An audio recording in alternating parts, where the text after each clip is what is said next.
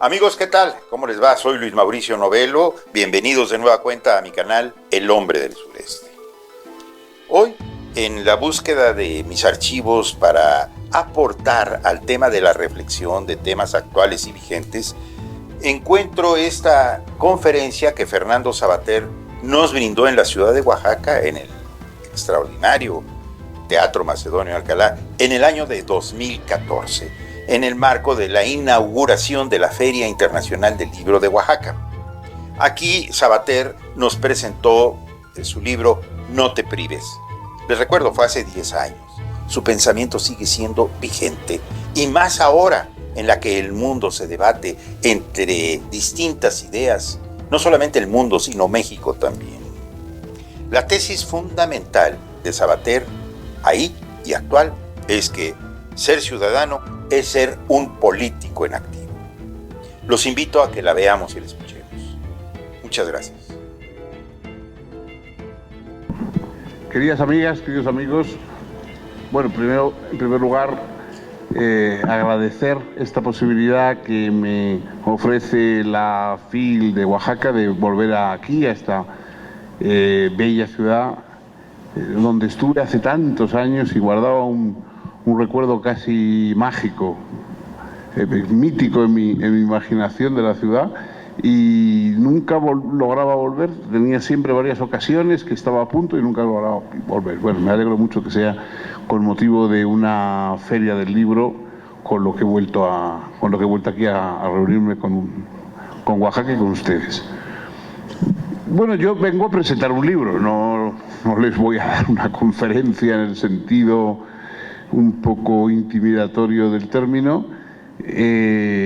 Yo vengo a presentar un libro, pero que es un libro que expresa una inquietud cívica, política, que yo creo que podemos todos compartir.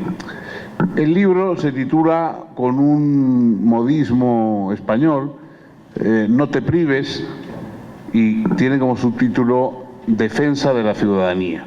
No te prives quiere decir, bueno, no limites tus posibilidades, no aceptes que mutilen tu personalidad política, jurídica, lo que sea, ¿no? Y el libro está encaminado en esa dirección. Es decir, primero tiene un aspecto teórico, que es definir en qué consiste la ciudadanía, una frase, una palabra que oímos aplicar a troche y moche constantemente, y yo creo que muchas veces sin saber muy bien a qué se dirige. Y luego una serie de reflexiones concretas sobre acontecimientos de los últimos 3 años en España, referidos a la crisis económica, referidos a las protestas que hubo a partir del 15 de mayo, los indignados famosos, y también a los acontecimientos, especialmente quizá incluso a los acontecimientos que han llevado a reforzar posturas separatistas entre los nacionalismos catalanes y también en el País Vasco, etc. Bueno, entonces hay una parte teórica, como digo, y una parte práctica o de entrada en asuntos políticos concretos. La parte teórica intenta definir en qué consiste la ciudadanía, porque me he dado cuenta de que, aunque es una palabra que está en la boca de todos, no suele ser muy utilizada con mucha precisión. Efectivamente, ya saben ustedes que las palabras tienen un uso, digamos, real, preciso, y luego pues usos cada vez más laxos que finalmente se emplean para cualquier cosa, ¿no? Oímos hablar de la filosofía de ventas de tales o cuales grandes almacenes. Bueno, evidentemente, cuando Aristóteles o Platón hablaban de filosofía, no se referían a la misma cosa que se refieren los que hablan de la filosofía de ventas de los grandes almacenes, ¿no? Y del mismo modo, cuando se habla de ciudadanía, muchas veces de lo que se habla es de algo confuso, de algo sin precisión.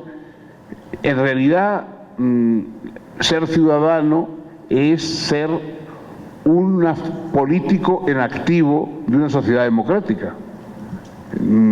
La primera noticia que a veces sorprende a quien la oye es que en una sociedad democrática políticos somos todos. No por gusto, por afición, no porque nos divierta mucho, porque estemos deseando de meternos en los asuntos públicos, sino porque la definición de la democracia es aquel lugar donde todos los ciudadanos son gestores de los asuntos públicos, es decir, son políticos. Por lo tanto, llamarse a uno mismo ciudadano es reconocer que uno es un político en efectivo, que los políticos que están en cargos públicos, los que mandan, podemos decir, son nuestros mandados, aquellos a los que nosotros les mandamos mandar, y que si ellos lo hacen mal, cosa que se ha visto más de una vez, pues tampoco lo habremos hecho bien nosotros, que les elegimos, consentimos que se reelijan, no les sustituimos por otros, o en último término no nos ofrecemos nosotros mismos a hacer las cosas si creemos que podemos hacerlas mejor que los que las están hoy gestionando. Por otra parte, ser ciudadano es algo muy distinto a ser nativo. Es decir, la ciudadanía no tiene nada que ver con he nacido aquí, he crecido aquí, tengo estos rasgos faciales, estos apellidos, estas costumbres, cómo me gusta comer estas cosas, este paisaje es el de mi infancia, en fin, todas esas cosas son rasgos culturales y muy importantes, ¿no? Ya saben ustedes que nosotros, digamos, como seres que viven una vida social, es decir, que están encuadrados en grupos sociales, tenemos dos dimensiones. Una es la dimensión de pertenencia. Pertenecemos a un grupo, quiere decir que hemos nacido allí, hemos crecido allí, instintivamente, acríticamente nos identificamos con ese grupo, por ejemplo, nuestra familia. ¿No? Nadie elige a sus padres, nadie elige dónde nació, dónde elige dónde está la familia que le rodea, nadie elige el primer paisaje que ve, nadie elige los sabores que acompañan su infancia, sus costumbres. Esa es la pertenencia. Somos de aquí, pertenecemos a este grupo, y eso es algo acrítico. No valoramos si es bueno o malo, sino que procuramos considerarlo excelente y nos enorgullecemos de nuestro lugar de origen, de nuestro lugar natal, de nuestra familia, etcétera, etcétera. Pero eso es un movimiento instintivo acrítico que luego se supera en la participación. Frente a la pertenencia está la participación, es decir, cuando ya nos hacemos adultos, elegimos la forma de intervenir en el mundo, elegimos las ideas que queremos sostener, elegimos la forma de ser que preferimos, elegimos nuestros platos favoritos, que a veces no son los que acompañaron nuestra infancia, elegimos dónde queremos vivir, en lo que queremos trabajar, qué ideología, qué religión o qué falta de religión queremos tener, que no tiene nada que ver con la que nos dieron nuestros padres. Esa es la participación. Es decir, el niño no elige si la comida de su madre le gusta o no, si la compañía de su madre le gusta o no. Nosotros, una vez que hemos crecido, sentimos el calor, digamos, la vinculación con nuestros vínculos familiares, nuestra pertenencia, pero ya, obviamente, no nos atenemos ni a la dieta física, alimenticia, ni a la dieta ideológica, ni simplemente a permanecer dentro de la casa donde vivimos nuestro origen. Entonces elegimos cambiamos, elegimos otras personas a las que amar, otros países que conocer, otras latitudes que disfrutar, otras ideologías, otros alimentos, etcétera, etcétera. Y eso, bueno, eso es lo que significa nuestra madurez. Maduramos cuando la parte de participación que hay en nosotros supera a la parte de pertenencia. Los que toda su vida no conocen más forma de vivir en sociedad que la pertenencia, consideramos que se han quedado en una fase tribal, ancestral y prepolítica de la comunidad, mientras que los que ya conocemos las formas desarrolladas de participación, sin olvidar que todos tenemos pertenencia, por supuesto, pues ya estamos en una fase más modernizada, más polémica también, porque claro, la participación deriva de nuestras opciones, de lo que nosotros elegimos, de lo que queremos. Ya es polémica, a veces elegimos una cosa, nos equivocamos, borramos y tenemos que elegir otra. Mientras que la pertenencia no nos viene nada, no hay discusión, ahí está, no hace falta discutir nada, tiene esa calidez que Nietzsche llamaba un poco maliciosamente el calor de establo, ¿no? El calor que se dan las vacas ahí en el establo, todas echándose el aliento unas a otras, ¿no? Pues esa sería la participación que no discute, mientras que la pertenencia es salir al exterior, donde a veces hace frío, donde no sabemos el camino, donde tenemos que juntarnos con compañías que a veces nos resultan luego fallidas o negativas, etcétera, etcétera. Entonces, la participación es lo que corresponde a la ciudadanía.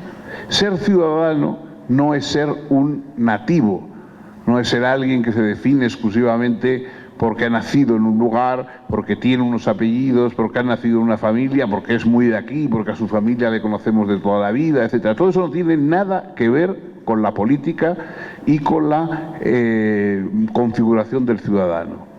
El ciudadano precisamente es aquel que se configura políticamente liberándose de todas esas determinaciones prepolíticas que forman la pertenencia.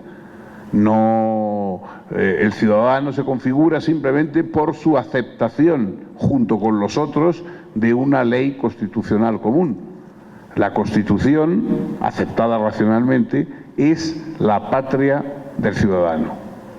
Y a partir de esa patria, de esa ley común que comparte con los demás, el ciudadano puede elegir su forma de vida. Es decir, lo que compramos aceptando que somos ciudadanos y que por lo tanto, renunciamos a las determinaciones, políticamente se entiende, a las determinaciones primarias, es que podemos elegir cómo queremos ser. Podemos elegir un perfil social, humano, ideológico, de gustos eróticos, estéticos, etcétera, distinto al de los demás, o podemos elegir parecernos a aquel grupo, a aquella facción, a aquella región que nos resulta pues más aceptable. Pero eso vendrá no por ninguna obligación exterior, sino porque nosotros lo elegimos. El ciudadano es libre de parecerse a los demás o de intentar seguir una vía propia, siempre dentro de la ley que comparte con todos. Bueno, esa definición de la ciudadanía, que es la más alta definición de libertad política que ha habido a lo largo de la historia, nunca en la historia ha habido mayor libertad política para las personas, no para los grupos, no para las naciones, no para los pueblos, no para todas esas entidades colectivistas más o menos mitológicas, sino para las personas concretas, para los individuos, para el ser racional. Nunca ha habido una libertad más alta que la libertad que ofrece la ciudadanía de un Estado democrático.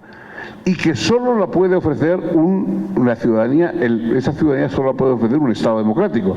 Es decir, no podemos ser algo previo a ciudadanos del Estado. Por lo tanto, eso lleva a chocar con quienes creen que existen dentro de los Estados una especie de pueblos, de grupos étnicos, de razas, de no sé qué, de familias, todo eso que es anterior y más importante que la ciudadanía del Estado. En España, desgraciadamente, siempre ha habido un fuerte influjo nacionalista. Es decir, un fuerte influjo de grupos que han tratado de crear una identidad separada del resto del país, pero no basada en una forma de participación diferente, sino en una forma de pertenencia diferente. Nosotros somos distintos aquí, hemos nacido aquí, o tenemos esta ideología, o somos somos católicos, o somos tal, y eso es, digamos, una forma ya de intento de ser ciudadanos de manera distinta, o simplemente, pues, españoles, ¿no? Por ejemplo, en la época del franquismo, la gente que nos oponíamos a Franco, que luchábamos contra Franco, se nos consideraba la anti-España. Y uno decía, bueno, no sé, ¿cómo puede ser yo que soy un ciudadano español como los demás? No, no. O eras franquista, es decir, se condicionaba la ciudadanía a algo exterior a ella. Si tú no eras católico, si tú no eras franquista, entonces no eras en realidad español. Ser español era algo que venía si cumplías unos requisitos ideológicos, naturalistas, religiosos determinados. En cambio, en la democracia lo importante es que si tú aceptas o si tú cumples los requisitos de la ley común, eres ciudadano. Pienses como pienses, hayas nacido donde hayas nacido, tengas los padres que vienen o van, estés trabajando en un sitio aunque esté a 1000 kilómetros de donde naciste, etcétera, etcétera. Hoy tenemos, pues, en España, aparte de los problemas de la crisis económica, de la corrupción, no necesito explicarles lo que es, porque también desgraciadamente en México se conoce, y de casos muy flagrantes de corrupción, etcétera, nosotros tenemos además la presencia muy fuerte que viene de lo más reaccionario del siglo XIX, ¿no? Desde el siglo XIX España ha tenido el problema de esos grupos separatistas. Por cuestiones dinásticas, en el siglo XIX hubo un problema, digamos, con los descendientes en la monarquía, con que si debían seguir la línea estrictamente de la familia borbónica establecida, y entonces valía una reina, o como pensaban los carlistas eso no era válido, entonces había que elegir otra rama de la familia para elegir un rey, ¿no? Don Carlos, que entonces ahí hubo el enfrentamiento, de ahí el carlismo, y de ahí ese enroque nacionalista, pero que hoy ha venido hasta nuestros días ya por razones muy distintas. Hoy tenemos el caso de hemos tenido hasta hace poco los vascos, los vascos, me refiero naturalmente a los nacionalistas vascos. Yo también soy vasco y no tengo nada que ver con los nacionalismos y me considero muy a gusto español, pero ha habido los que consideraban que ser vasco era oponerse a la nacionalidad española por raíces, por cuestiones telúricas que se remontaban a los siglos anteriores, etcétera, etcétera.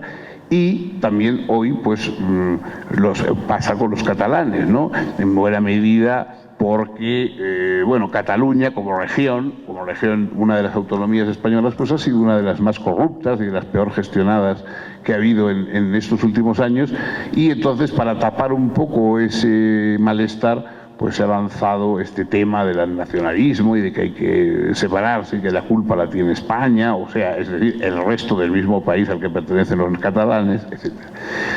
Bueno, todo esto ha dado lugar a un debate político que muchas veces es confuso. O sea, ustedes oirán pues gente que habla de que si los catalanes perderán mucho o ganarán mucho, por ejemplo, pues separándose del resto del país. El tema, ustedes imagínense que nosotros ahora nos pusiéramos a discutir si es válida o no la reimplantación de la esclavitud, por ejemplo. Entonces que hubiera gente que diga, hombre, yo creo que otra vez volver a la esclavitud no va a ser rentable, porque la gente en el fondo pues trabaja mejor con un sueldecito, y si se logra que el sueldo sea suficientemente bajo, etcétera, y no tenga mucho, pues bueno, mejor es eso que es la esclavitud. Bueno, todos nos escandalizaríamos. No, bueno, es que sea más rentable o menos rentable la esclavitud, evidentemente la esclavitud lo que es mala, es contraria a lo que es un ciudadano. Y esto es lo mismo que ocurre aquí, o sea, decir, bueno, que se junte, que se separe Cataluña, bueno, es que eso es lo de menos. Lo que estamos hablando es de si un grupo de autonombrados ciudadanos catalanes tiene derecho a restar sus derechos políticos al resto de los ciudadanos del mismo país, que son el resto de los españoles. Y si cuando se habla de un referéndum, que es una cosa que, en fin, que digamos que parece, hombre, votar, ¿qué de malo tiene votar? Bueno, tiene de malo que se está votando un grupo y negando la posibilidad de votar al resto. El llamado derecho a decidir es el derecho que se arrogan unos cuantos a decidir que los demás no decidan en respecto a su territorio o respecto a determinadas cuestiones. Es decir, vamos a votar nosotros y tenemos derecho a decidir y los demás no pueden decidir, a pesar de que hasta ahora se ha considerado que ellos tenían tanto derecho a decidir como nosotros. Es el derecho a excluir a los demás de la decisión, no el derecho a decidir, que naturalmente en una democracia todo el mundo tiene derecho a decidir, claro, eso, el derecho a decidir de los ciudadanos en democracia es como el derecho a nadar de los peces, o sea, algo totalmente inevitable. Pues por asombroso que parezca, considerar que votar no es malo, sea sobre lo que sea. Es decir, mañana, por ejemplo, decidimos hacer una votación en un país sobre si las mujeres deben compartir o no los mismos derechos políticos que los hombres, y habría dicho la gente, dice, bueno, ¿qué de malo tiene votar? Votemos, a ver qué pasa. Y uno dice, no, es que hay cuestiones de principio que no se pueden votar. Es decir, hay cosas que no se pueden poner en votación. No se puede poner en votación si las personas de una determinada etnia son iguales que el resto, si las personas de un género son iguales que el resto. Es que eso no son cuestiones sometidas a votación. Entonces, no siempre votar es democrático. Votar cuestiones antidemocráticas y votar en cuestiones cuya votación misma excluye ya a una parte que se convierte en pasiva y no activa, eso evidentemente ya es negativo. Pues aunque parezca imposible, hay en España, pues no solamente los nacionalistas, que claro, pujan en ese sentido y tratan de organizar ruido a favor, sino que hay una cierta izquierda atontada, por decirlo así, que apoya estas cuestiones como si verdaderamente cualquier votación fuera buena, hubiera catalanes, vascos, etcétera, es decir, categorías culturales, pero que en cambio quieren algunos convertir en categorías políticas, cuando políticamente pues no hay más que ciudadanos españoles, porque solo el Estado de Derecho tiene ciudadanos. En fin, una serie de cuestiones que yo creo que van al núcleo de lo que es la ciudadanía en la vida moderna. Naturalmente ustedes pues tienen otros problemas. Este país es inmensamente complejo, muchísimo más complejo que España, en todas las cuestiones culturales, raciales, políticas incluso, etcétera, y tiene otras cuestiones, otros problemas distintos. Pero yo creo que lo que planteo en el libro, hoy la edición del libro que estamos vendiendo, No te prives, Defensa de la Ciudadanía, yo he pedido que se haga una edición para América, que todavía no ha llegado, que llegará pues probablemente a principios de año, del año que entrante, que será como, el texto será idéntico, pero habrá un título diferente, se titulará Política de Urgencia, y un prologuito, un pequeño prólogo que he puesto explicando estas mismas cuestiones que les estoy diciendo a ustedes y la relación que tiene con otros problemas que hay en América. Por ejemplo, pues aquí mismo en México, ¿no? Me atrevo, hablando un poco de cuestiones, digamos, de un país que no es el mío, pero bueno, que es el mío también por muchas cosas, porque yo llevo muchos años viviendo a México y me siento muy implicado en sus cuestiones y en sus problemas. Uno de los problemas que tiene este país y que, por ejemplo, de cosas trágicas como lo ocurrido en Guerrero con los normalistas, etcétera, subrayan, es la necesidad de que la Federación de Estados Mexicanos no se convierta en un reino de taifas, en un reino, digamos, de feudal, de grupos feudales en que en cada estado manda un señor feudal con sus sicarios, con sus fuerzas, etcétera, etcétera, y que entonces el Estado está imposibilitado para organizar una ley común en todas partes. Yo creo que muchas veces uno de los males que ahora se está revelando es que esa fragmentación del poder del Estado, que en algunas cuestiones puede ser positiva, pero en otras, relacionadas con el orden público, con la política, con la propia policía de cada lugar, etcétera, pues puede ser negativo. Yo creo que al que crea que hay algo de verdad en esto que estoy diciendo, le interesará la reflexión sobre el caso de España, porque efectivamente es verdad que un Estado absolutamente centralista, en que no dé respiro ninguno a ninguna de las regiones, etcétera, que son distintas, por supuesto, y tienen a veces problemáticas diferentes, pues es malo. Pero un Estado fragmentado, en que cada una de sus partes se considera separada y desligada de la lealtad del grupo, en que cada uno lo que sirve es a su señor feudal, al señor que manda en su lugar, al que teme más porque lo tiene más cerca y puede causarle más daño, y no en cambio la ley común que tiene el Estado. Esos estados son estados fallidos, y cuanto más acentúan esta tendencia a la disgregación, más peligro corren sus ciudadanos, porque toda la independencia que tienen los grupos separados, las regiones, los estados federados, los grupos separatistas, etcétera, todas esas licencias, digamos, colectivistas de separación, repercuten en contra de los derechos del ciudadano, porque lo que le interesa al ciudadano es que sus derechos prevalezcan por encima de los grupos, de los territorios, de las divisiones comarcales, etcétera, etcétera. Es decir, que lo importante sea la singularidad del ciudadano, no la singularidad de los territorios. O sea, muchas veces ahora en España se dice, bueno, hay que hacer una modificación de la Constitución que reconozca la singularidad de Cataluña, por ejemplo. Bueno, Cataluña, no sé, como región es singular, pues porque todas las regiones son singulares, todos los lugares, digamos, tienen singularidades. Andalucía es singular, y Cataluña es singular, y Oaxaca es singular, Guerrero es singular, y etcétera. Es decir, la singularidad, el hecho de que los sitios son diferentes y de que tienen orografías y geografías y costumbres, etcétera, bueno, eso pues ya está, es evidente. Pero la verdadera singularidad que hay que respetar, porque no se trata de una imposición de las circunstancias, sino de una elección de la voluntad, es la singularidad de los ciudadanos. El ciudadano es aquel cuya singularidad debe respetarse, es decir, debe respetarse un marco legal dentro del cual él pueda hacer lo que quiera. Pueda parecerse a los demás o no, pueda ser catalán como el resto de los catalanes o distinto al resto de los catalanes, oaxaqueño como el resto de los oaxaqueños o diferente a los demás oaxaqueños, etcétera. Pueda tener el derecho a no parecerse y, por supuesto, también el derecho a parecerse y apoyar y a que le parezca muy bien otras disposiciones colectivas. Esa es la dificultad y esa es la libertad del ciudadano. La libertad del ciudadano es su derecho a diferir de los otros y a elegir su propio perfil. Y claro, frente a eso, cuando dicen, no, vamos a reconocer la singularidad de esta parte del país, Cataluña, lo que sea, lo que estamos haciendo es forzar a todos los ciudadanos que vivan allí a ser parecidos de una manera determinada para diferir del resto de los demás.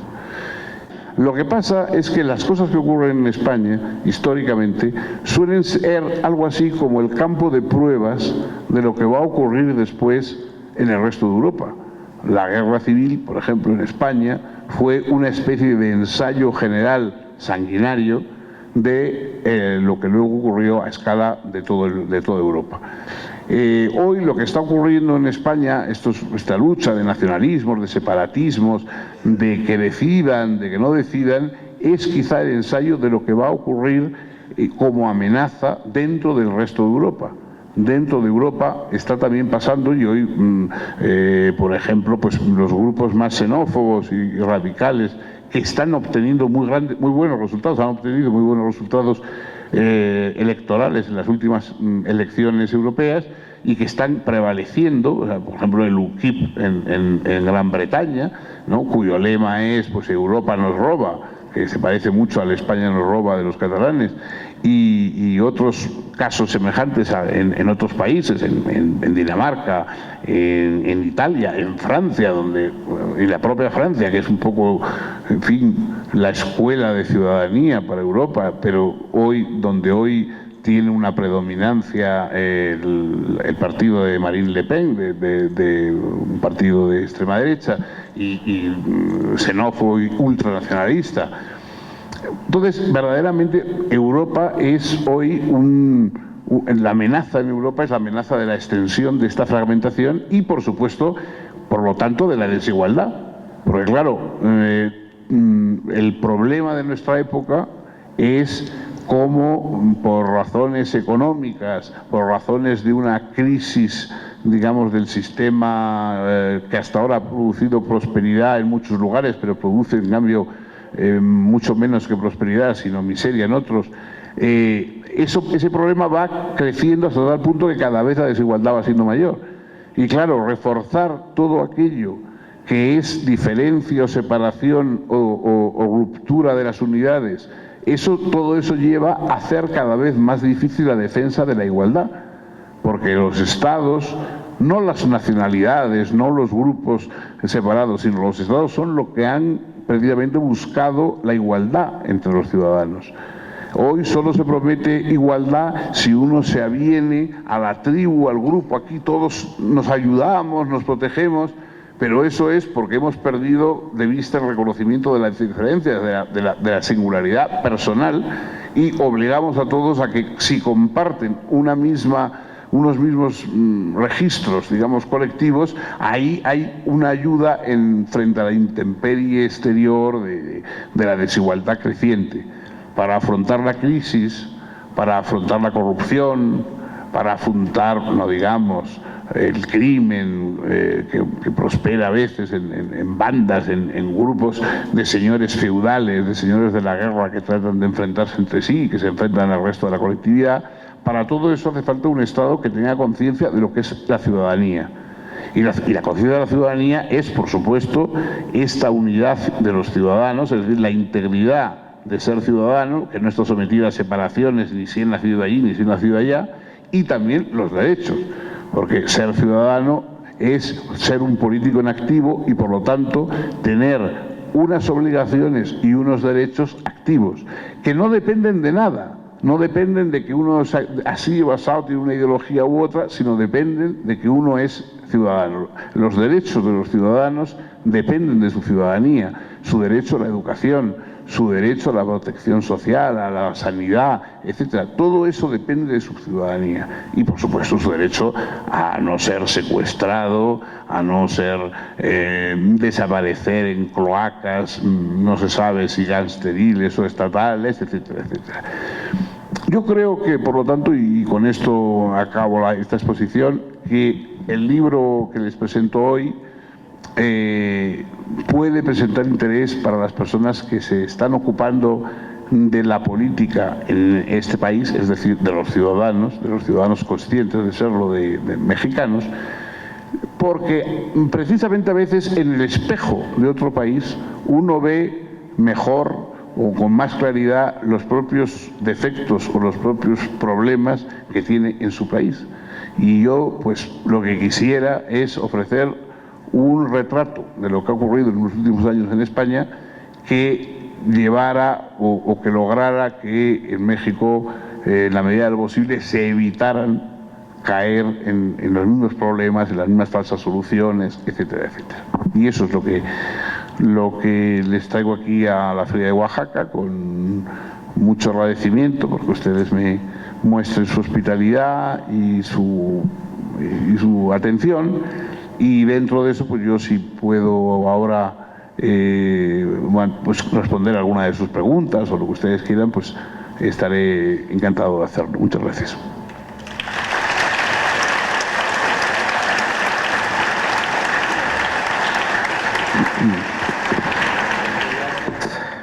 Pues amigos, esta fue la aportación que el hombre del sureste trae a la discusión nacional de las distintas ideas.